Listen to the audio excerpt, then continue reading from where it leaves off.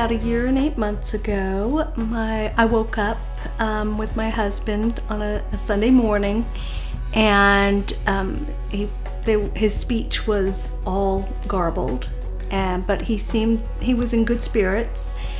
And I said, I think we need to go to the doctor. I think there's something wrong, and I think you're having a stroke. Because I had been talking with friends about the symptoms prior to this.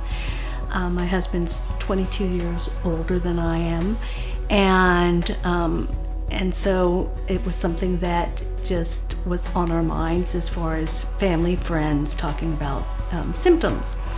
And so I got him to the hospital, and indeed he was having a stroke. And still he seemed okay, still was smiling and talking in between with me, didn't seem to be in any pain. But it ended up being a bleeding stroke. And so they had to do surgery, which they did. I thought I was going to lose him that day. And so anyway, they did surgery. And then he seemed to be doing okay, holding his own, and we went through 3 months of process of the hospital to rehabilitation to then finally he wasn't doing so well in rehabilitation and had to go to a nursing home. Still seemed to be holding his own pretty well, and I was hopeful. But I was also hopeful because his parents lived to be 99. I mean, this was something we just never anticipated. And then he had another stroke. And so 3 days later, he passed away, January 21st, 2012. He was an artist, and an educator. He taught at the University of Delaware for 38 years. His name is Victor Spinski. Internationally known ceramic artist, and that was a part of who he was. It's a part of who we are. I'm an artist as well, and I teach at Westchester University in the art program there, as well as doing my own artwork. And people have asked me, does that seem to help working in the arts? I did a lot of poetry, creative writing. When I was younger, I did some writing, but I returned to it during this process. And then to be working in my own visual arts, I traveled to New Mexico and explored some of the lava beds there, and it was really interesting because the whole idea of life and death and the process of life and death and the earth and how the earth lives on through its and the remnants that are left behind. And one of the series was actually about eternity, and throughout time the spiral has been a symbol for eternity, meaning infinity. And so I've been using the spiral in a lot of my own artwork and symbolizing eternity. And now I'm in the process of setting up a retrospective of my husband's work, so that's been very rewarding.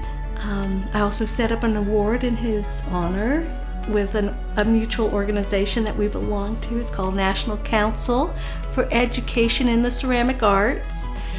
And I set up an award with them and presented that award last year at their conference, so I'm very happy about that. It is an award that will allow somebody who's mid-career, it's after graduate school and before maybe starting their career, and it allows them to do a body of work and to explore their own art and their own work. And I know that my husband would have liked that. He really supported his grad students quite extensively. And his son is an artist as well. Tristan was Victor's only son, and I came into Tristan's life when he was 10 and call him son of my heart. And we're very close. And so he's a photojournalist. He did a series last year. He followed some of the steps of his father, while his father was his stories and some of the things that Tristan wanted to go back and follow his footsteps of where he went, and different places he grew up and places he explored and things that he did. So it's quite a lovely lovely series, and then another series based on some of his things in his studio. So it's very much like self-portrait, yeah, but through his objects, so to speak, you know, things that you look at and remind you of Victor. I was talking to a friend, and we had a really good conversation about how, you know, you lose somebody, but they're always with you. I mean, you hear that, but it's so true because they're ingrained in you, especially someone you go to bed with at night, wake up in the morning with, and share your hopes and dreams. And yeah, I did a lot of writing, as I told you before, and I did a lot of letter writing.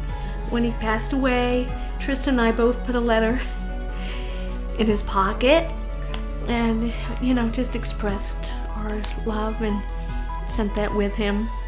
Moving forward is difficult, but it's you just keep going. You just keep putting one foot in front of the other.